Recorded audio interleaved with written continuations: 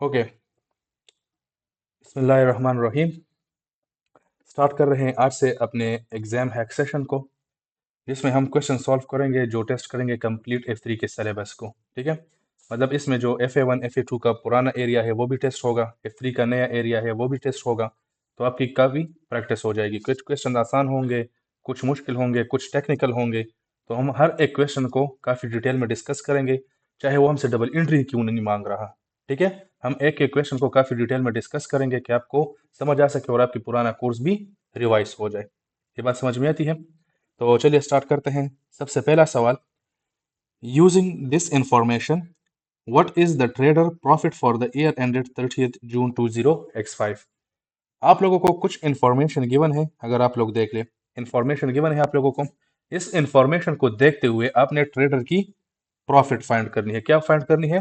Profit.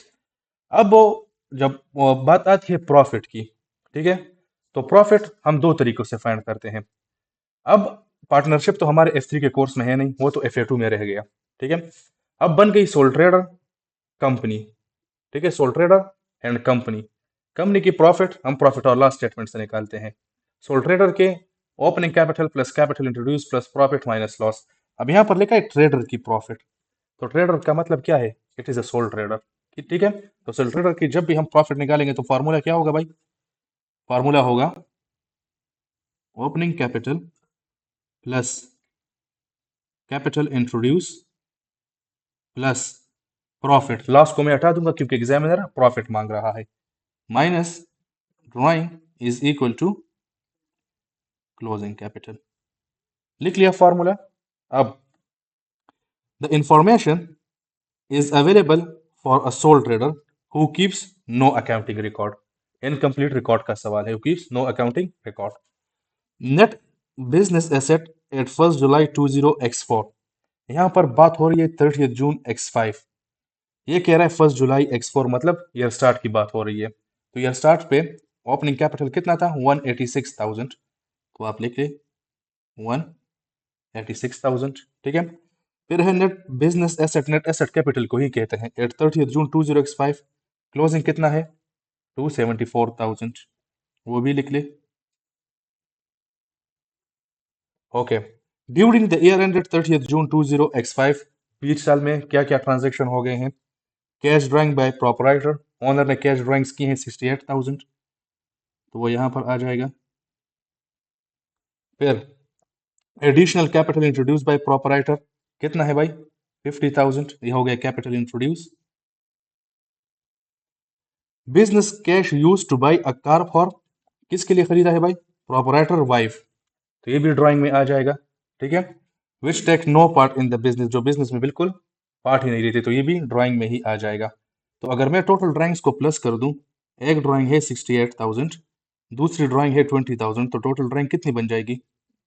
88,000। तो यहाँ पर मैं डायरेक्टली लिख लूंगा 88,000। अब ये साइड जरा प्लस कर दे, सब कैलकुलेटर निकाले अपना, शाबाश।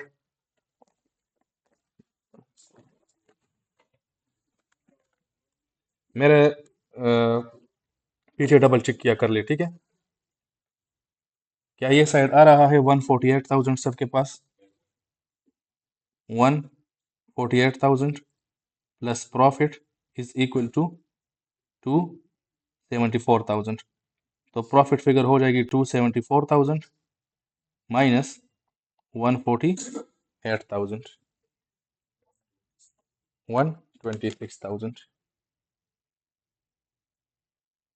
Option A.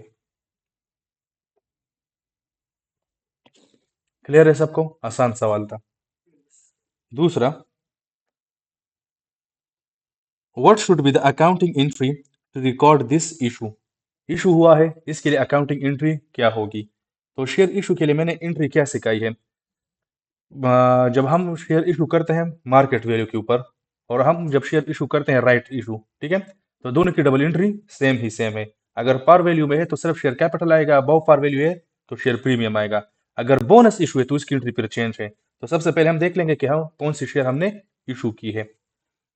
Avon Unlimited Liability Company issued 1 million ordinary shares of 25 cents each at a price of 1.10 per share, all received in cash. above par value share issue हुए हैं, तो इसका मतलब हम एज्यूम कर लेंगे मार्केट वैल्यू पर है, तो डबल एंट्री क्या होगी, cash debit, share capital credit, share premium credit. Cash हमेशा फुल अमाउंट पे रिकॉर्ड होगा, सो 1000, मैं वर्किंग कर रहा हूं टू द नियरेस्ट $1000, ठीक है। 1000 multiply by 1.10, share capital par value के ऊपर रिकॉर्ड होगा, तो ये हो जाएगा 0.25, एंड एनी बैलेंसिंग फिगर जो रह जाए वो बन जाएगी शेयर प्रीमियम।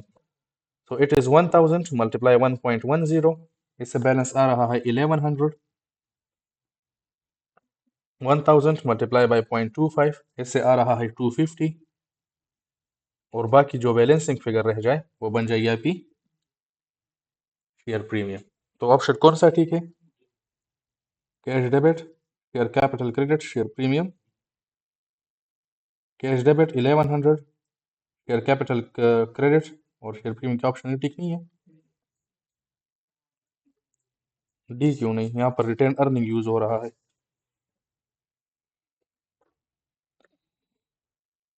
आसान सवाल था। Okay, next, which of the following statements apply when producing a consolidated statement of financial position? जब हम consolidated statement of financial position बनाएंगे, प्रिपेयर करेंगे, ठीक है, तो इसमें कौन सा स्टेटमेंट अप्लाई होगा, मतलब कौन सा स्टेटमेंट ठीक है। पहला, all inter company balances should be eliminated, जितने भी इंटर कंपनी बैलेंसेस है उसको हम एलिमिनेट करेंगे, तो ये तो मैंने सिखा है कि आपको करना पड़ेगा। फिर है inter company profit in year and inventory should be eliminated, unrealised profit याद है, ग्रुप रिटेन अर्निंग से हटाओ, वर्किंग टू से हटाओ, और दोनों में एडजस्टमेंट सेम इन्वेंट्री से भी रिमूव करना होगा, तो ये भी ठीक है। फिर लिखा है closing inventory held by the subsidiary, held by the subsidiaries need to be included at fair value. Inventory कभी भी फेयर वैल्यू के ऊपर नहीं होती। IS2 में क्या सिखाया है, लोअर ऑफ कॉस्ट और NRV, लोअर ऑफ कॉस्ट और NRV, तो ये जुमला गलत है। करेक्ट ऑप्शन बन जाएगा ऑप्शन सी। क्लियर है, मूविंग फॉरवर्ड। अच्छा, थोड़ा लंबा सवाल, टेक्निकल नहीं है, मुश्किल नहीं है, बस लेंथी है। What will be the balance on the company share capital and share premium account at 30th June 20x5 as a result of these issue? ऊपर कंपनी ने कुछ शेयर्स इशू किए हैं, इन सारे इशू के एडजस्टमेंट करने के बाद हमने फाइंड करना है कि शेयर कैपिटल और शेयर प्रीमियम पर कितना बैलेंस रह गया। तो इसके लिए आसान तरीका क्या है, आसान तरीका यह है कि आपने 3 कॉलम बनाने हैं, ठीक है, क्या करने हैं, 3 कॉलम बनाने हैं। एक में आप लिख देंगे नंबर ऑफ शेयर्स, नंबर्स, एक कॉलम बन जाएगा नंबर्स का, दूसरा कॉलम बन जाएगा शेयर कैपिटल का, तीसरा कॉलम बन जाएगा शेयर प्रीमियम का, ठीक है। अभी क्यों, ये मैं अभी आप लोगों को सिखाने वाला हूं, और स्टूडेंट से जो गलती होती है वो भी मैं आप लोगों को बताऊंगा। फिर देखें, on 1st July 20x4 a limited liability company capital structure was as follow। Total shares कितने इशू हैं, 1000, मैं तमाम वर्किंग टू द नियरेस्ट $1000 करूंगा। तो अगर मैं ओपनिंग बैलेंस की बात कर लूं, तो ओपनिंग बैलेंस में मेरे पास टोटल नंबर ऑफ शेयर्स कितने हैं, 1000, क्योंकि शेयर कैपिटल प्रेजेंट करता है नंबर ऑफ शेयर्स को। 1000 वैल्यू कितनी है, 500, शेयर प्रीमियम अकाउंट पे बैलेंस कितना है, 400। लिख लिया भाई, आगे। In the year ended 30th June 20x5, the company made the following share issue।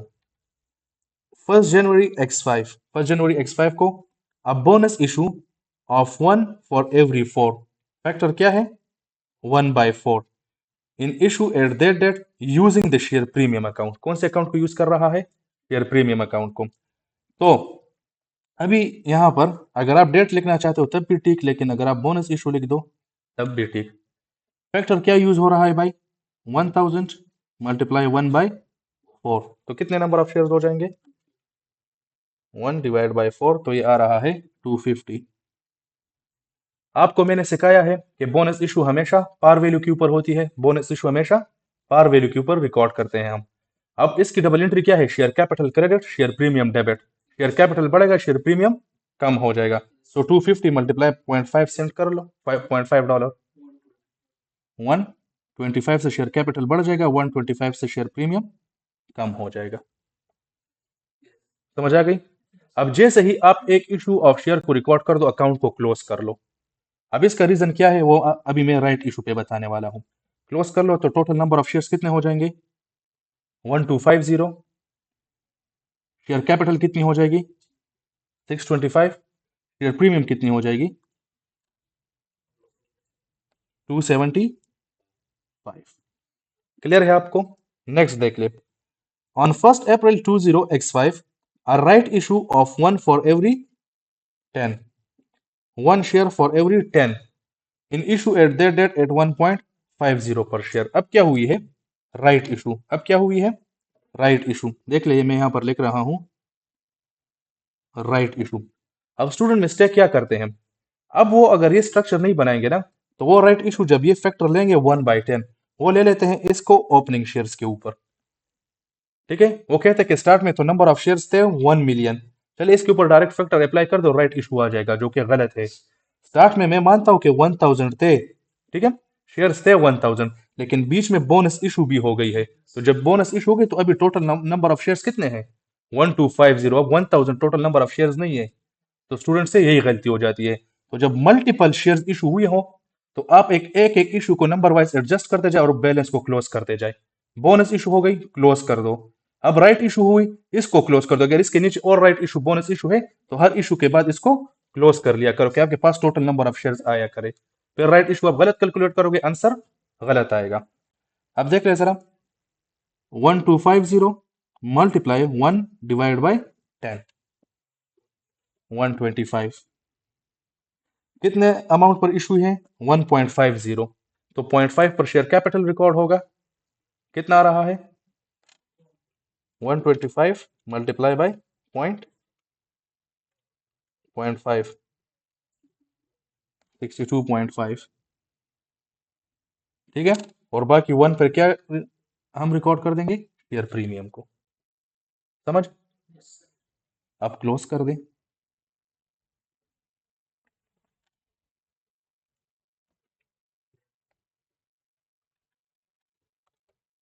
इससे आ रहा है 1375।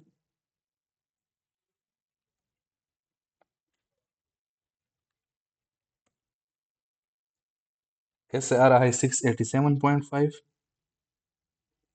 और वहां से 400। ऑप्शन चेक कर लें। Option D.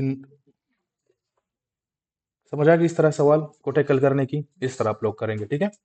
और जो गलती होती है वो यहाँ पर दूसरे इशू में हो जाती है। कभी कभार राइट इशू ऊपर होता है, बोनस इशू नीचे होता है, स्टूडेंट कंफ्यूज होके उसको ओपनिंग वाले पर ले लेते हैं। इस तरह नहीं करना, एक एक इशू के बाद क्लोज करते जाए। चले आगे। ओके।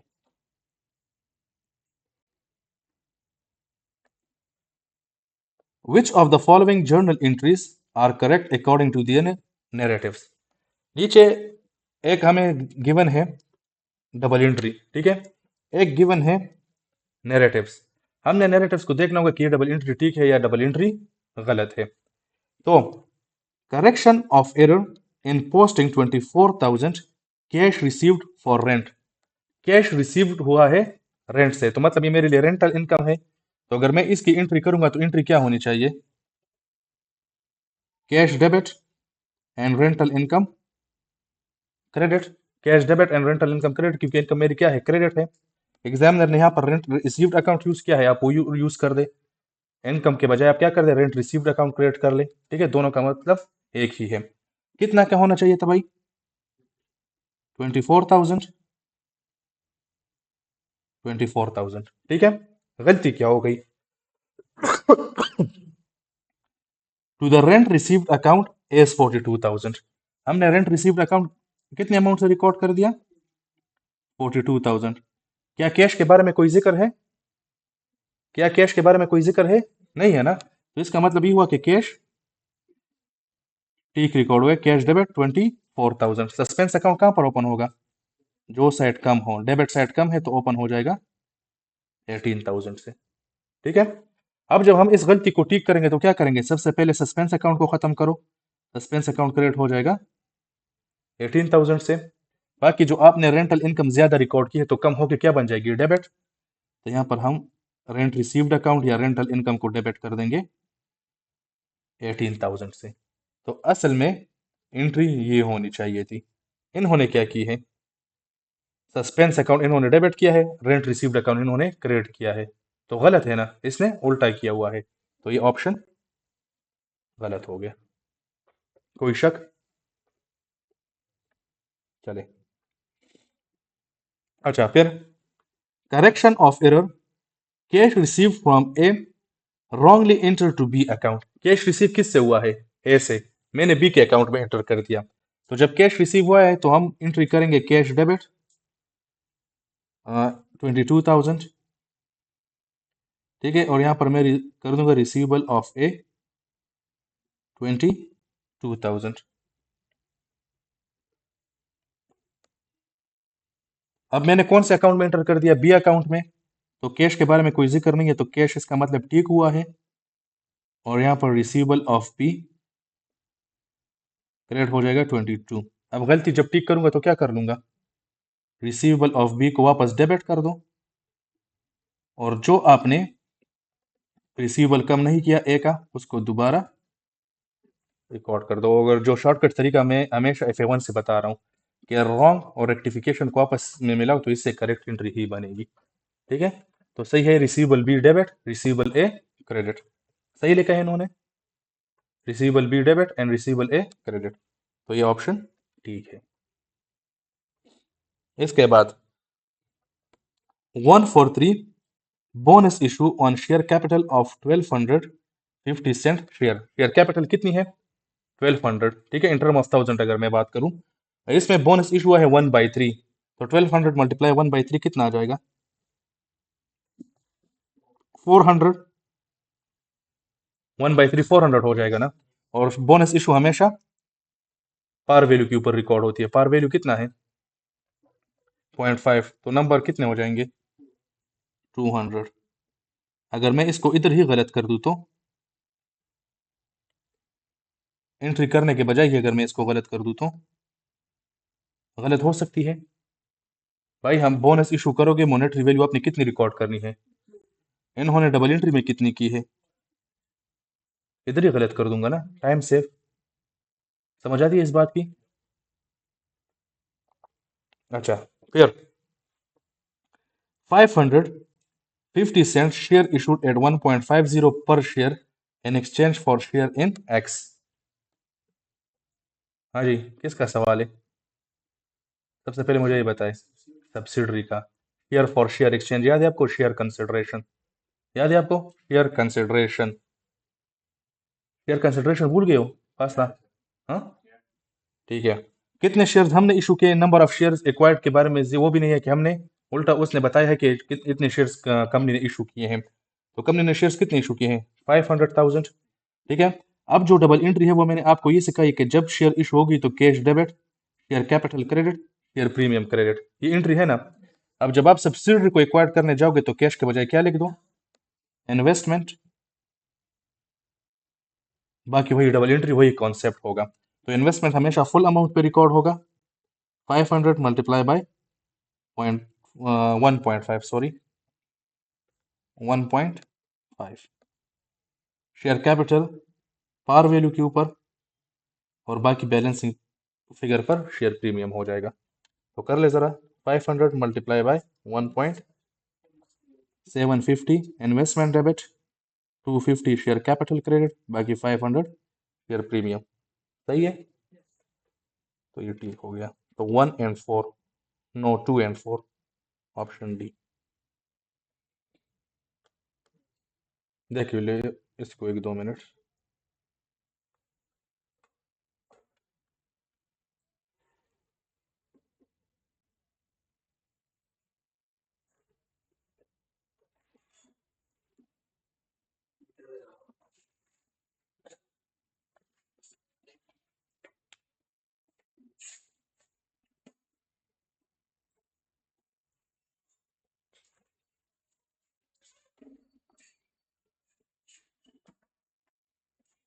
चले,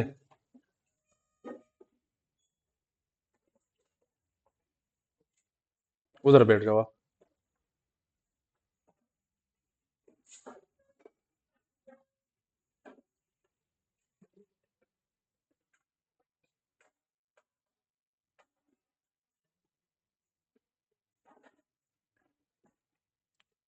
इसको क्लास के बाद लगा लो शाहजेब। चले अगला सवाल, इंतहाई आसान सवाल, इंतहाई आसान सवाल, ठीक है। What should the closing balance be when all the errors are corrected? जब तमाम एरर्स हम करेक्ट कर ले तो क्या क्लोजिंग बैलेंस होगा? ये तो बड़ा आसान सवाल है भाई, डायरेक्ट रिसीवेबल अकाउंट बनाओ और गलतियां ठीक करते जाओ। Receivable, okay. ओपनिंग बैलेंस है 138,400। Opening balance 138,400। फिर उसके बाद है cash receive from credit customer. तो कैश रिसीव कौन से साइड पे आएगा? क्रेडिट साइड पे। तो यहाँ पर मैं लिख लूंगा कैश रिसीव्ड 78,420, ठीक है। फिर उसके बाद है क्रेडिट सेल्स। क्रेडिट सेल्स कौन से साइड पे आएगा? तो क्रेडिट सेल्स हो जाएंगे डेबिट साइड पर, अमाउंट है 80,660। फिर है कॉन्ट्रा अगेंस्ट क्रेडिट बैलेंस इन payable laser. Contra credit side पर 1000। डबल एंट्री याद है ना कॉन्ट्रा? क्या है डबल एंट्री? जबरदस्त। Okay, then discount allowed to credit customer, वो भी क्रेडिट साइड पर ही आएगा, डिस्काउंट अलाउड 1950। फिर है बैड डेट्स रिटर्न ऑफ। तो बैड डेट से भी रिसीवेबल कम होती है, तो ये भी क्रेडिट साइड पर ही आएगा। फिर है dishonoured cheque from credit customer. Dishonoured cheque की एंट्री क्या है?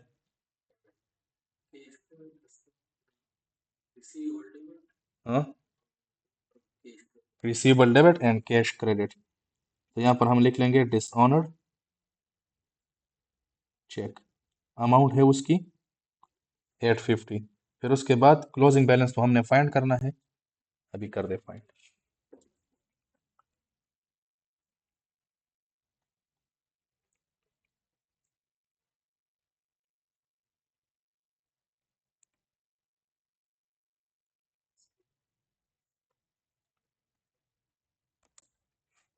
That is 135,540।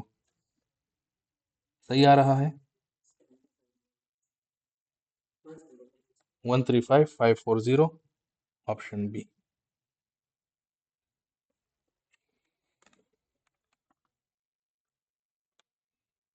ओके, फिर a limited liability company trial balance does not balance, the total are debit credit। Trial balance balance नहीं हो रहा, ठीक है। डेबिट साइड पे बैलेंस कितना आ रहा है? 384,030। क्रेडिट साइड पर है 398,580। कौन सा साइड बड़ा है? डेबिट साइड या क्रेडिट साइड? क्रेडिट साइड बड़ा है। सस्पेंस अकाउंट कौन से साइड पर ओपन होगा? डेबिट साइड के ऊपर। कितनी अमाउंट से होगा? जितने से कम है। ओपन कर ले, 398,580, डिफरेंस निकाल ले 384,030। तो सस्पेंस अकाउंट ओपन हो जाएगा डेबिट साइड के ऊपर। मैं यहाँ पर लिख लूंगा सस्पेंस अकाउंट डेबिट साइड के ऊपर ओपन हो जाएगा 14,550, ठीक है। अब a suspense account is open for the difference which of the following pairs of error, दो एरर आपको गिवन है, could clear the balance on the suspense account when corrected। हमारे पास ये ऑप्शन गिवन है, हर एक ऑप्शन में दो एरर्स है, ठीक है, टू एरर्स है। उन टू एरर्स को जब हम ठीक करेंगे तो सस्पेंस अकाउंट का ये बैलेंस 0 हो जाना चाहिए। तो हमने वो वाला ऑप्शन फाइंड करना है। ये बात समझ में आती है? अब देखें जरा। पहला, debit side of cash book under cost by 10,000। Debit side of cash book, सिर्फ और सिर्फ डेबिट साइड, ठीक है ना, डेबिट साइड। मतलब एंट्री आप लोगों को करनी चाहिए थी, लेट से फॉर एग्जांपल कैश डेबिट और कोई दूसरा अकाउंट ले ले, कोई भी दूसरा अकाउंट ले ले, के रिसीवेबल क्रेडिट ले ले, सेल्स क्रेडिट ले ले, कोई भी अकाउंट ले ले, और कैश को 10,000 से कम रिकॉर्ड कर ले। मतलब अगर रिसीवेबल, अगर आप इस तरह कर दो कि रिसीवेबल को 11,000 कर लो तो कैश हो जाएगा 1,000। तो कैश अंडर कॉस्ट हो जाएगा 10,000 से। इस बात की समझ आती है? अच्छा, इन्होंने कहा कि कैश बुक को 10,000 से कम रिकॉर्ड किया है, तो ये तो हो गई रॉन्ग एंट्री। इसकी ठीक एंट्री क्या होनी चाहिए थी? Cash debit 11,000 and receivable credit 11,000। अगर मैं सही एंट्री बनाऊं, गलती मैंने ये की है, देखे इसको समझे। गलती मैंने ये की है कि मैंने कैश अकाउंट को 10,000 से अंडर कॉस्ट किया हुआ है, कम किया हुआ है। तो अगर मैं अंडर कॉस्ट ना करता तो क्या दोनों बैलेंस आपस में मैच ना होते? मैच होते। तो मतलब ये हो कि उसकी बन गई करेक्ट और ये बन गई रॉन्ग एंट्री। अब रॉन्ग एंट्री में अगर आप देख लो, रॉन्ग एंट्री में कौन सा साइड कम है? Debit side. तो सस्पेंस अकाउंट कौन से साइड पे ओपन होगा? डेबिट साइड के ऊपर। कितने अमाउंट से ओपन हो जाएगा? 10,000। सबसे पहला काम क्या करोगे? सस्पेंस को खत्म कर दो। कर दिया खत्म। ठीक है। दूसरी, अपने कैश अकाउंट को बढ़ा दो। हो गई गलती ठीक? ठीक है ना? हो गई गलती ठीक। अब यहां पर मैं जरा सस्पेंस अकाउंट बना लेता हूं इसके लिए। देखिए भाई, सस्पेंस अकाउंट में ओपनिंग बैलेंस मेरे पास कितना आ रहा होगा? 14,550। 14,550। उसमें एक एंट्री चलेगी कैश की वजह से 10,000। समझ? अब दूसरी गलती को देख ले। 6160 paid for rent correctly treated, entered in the cash book, but entered in the rent account as 1610। 6160 paid. हम पेमेंट कब करते हैं? एक्सपेंसेस के लिए। अगर रिसीव होता तो इनकम, हमने पेमेंट की है तो एक्सपेंस। तो जब हम पेमेंट करेंगे एक्सपेंस के लिए तो डबल एंट्री क्या होनी चाहिए? Rent expense debit and cash credit. Amount क्या होना चाहिए था? 6160 होना चाहिए था, यही। ठीक है। हमने क्या कर दिया? एग्जामिनर ने बता दिया कि entered in the cash book correctly. ठीक है। कैश बुक अकाउंट में सही एंट्री की है आपने।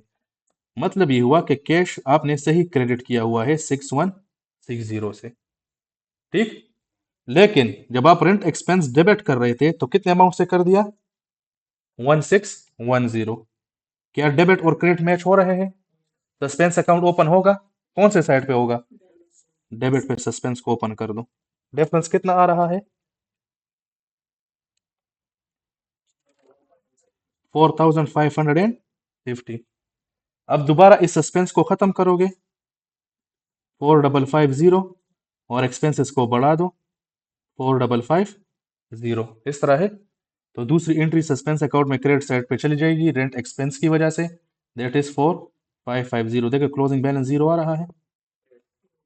आ रहा है। तो जब हम ये दोनों गलतियां ठीक करें तो क्लोजिंग बैलेंस हो जाएगी zero. Option A is correct. पहले इस ऑप्शन को देख लो, बाद में मैं बाकी ऑप्शन जल्दी जल्दी एक्सप्लेन कर लेता हूँ। हजम कर लो इसको।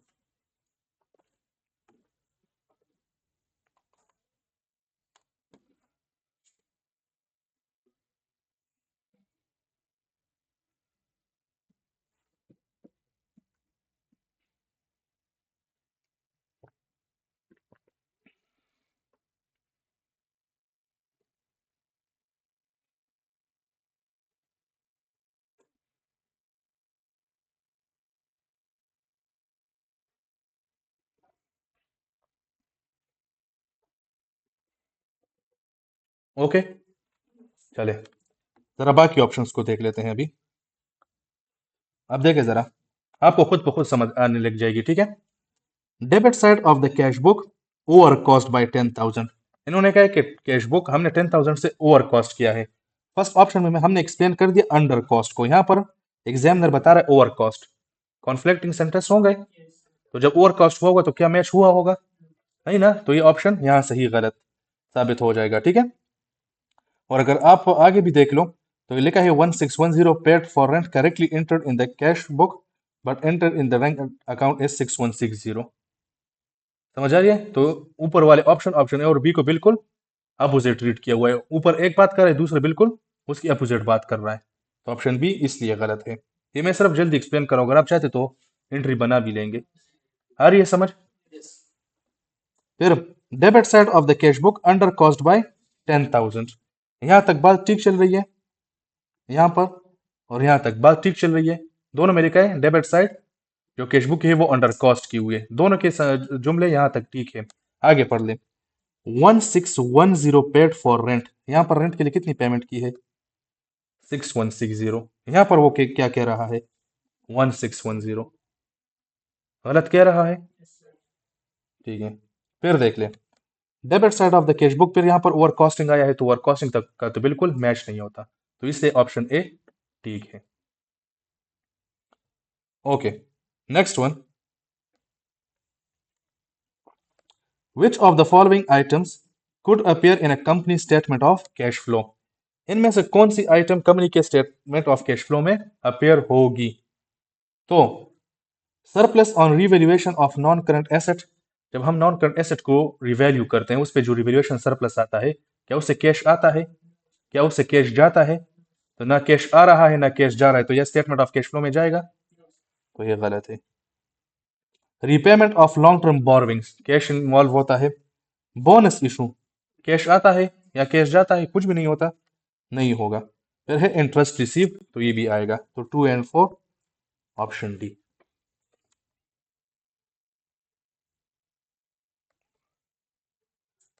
Based on these figures what is Orset sales figure for the year ended 30th June 20x5? Sales figure हमने फाइंड करनी है।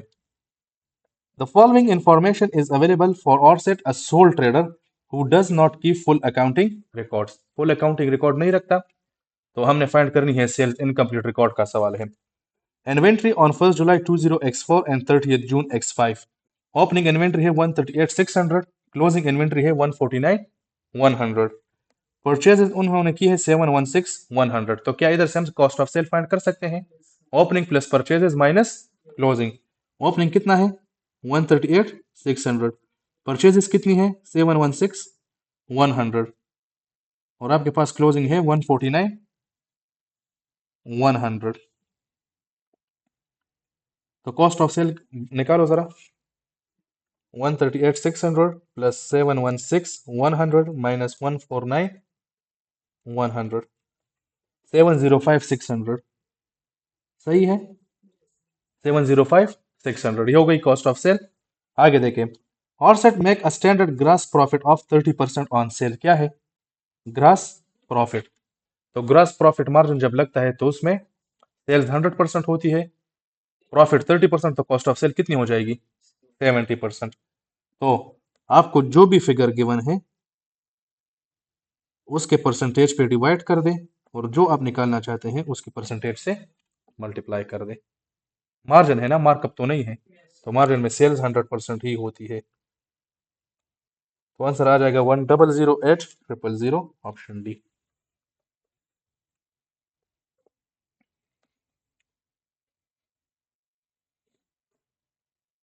ओके सबको।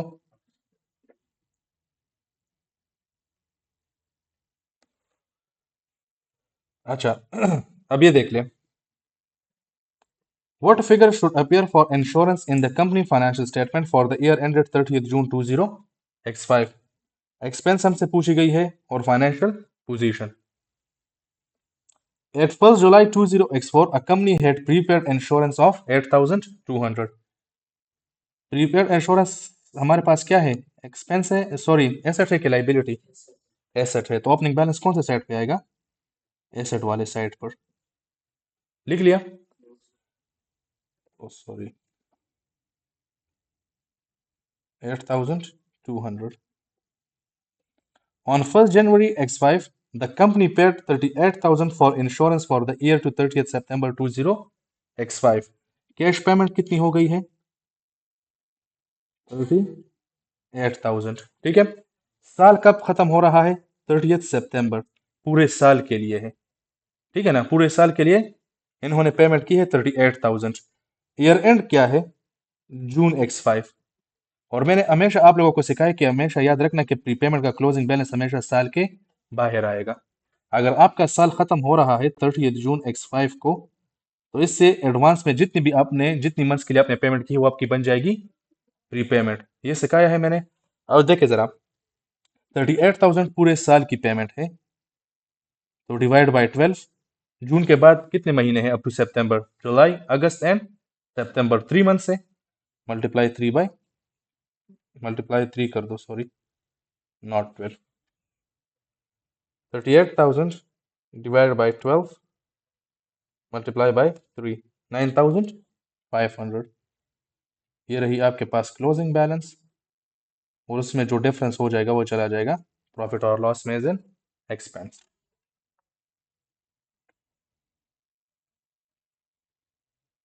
That is 36,000।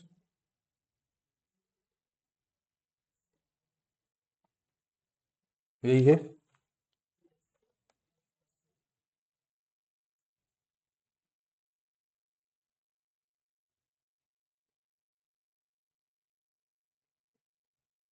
नहीं आ रहा, दोबारा चेक कर लो।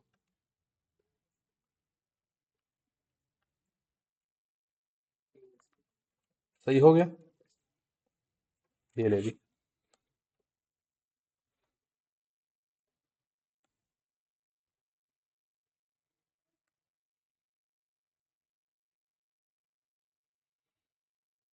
Okay, which of the following statements are correct? A liability is a present obligation arising from past event, the settlement of which is expected to result in an outflow of economic resource। जुमला ठीक है? ठीक है, liability की definition है provisions. Okay, an uncertain liability may be called a provision, तो ये भी ठीक है, uncertain liability. A contingent liability is recognised in the financial statements, contingent liability को हम डिस्क्लोज करेंगे, तो 1 and 2 only, that is option B।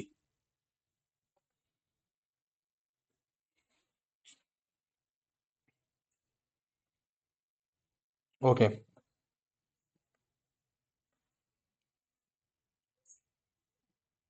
काफी है यहाँ तक।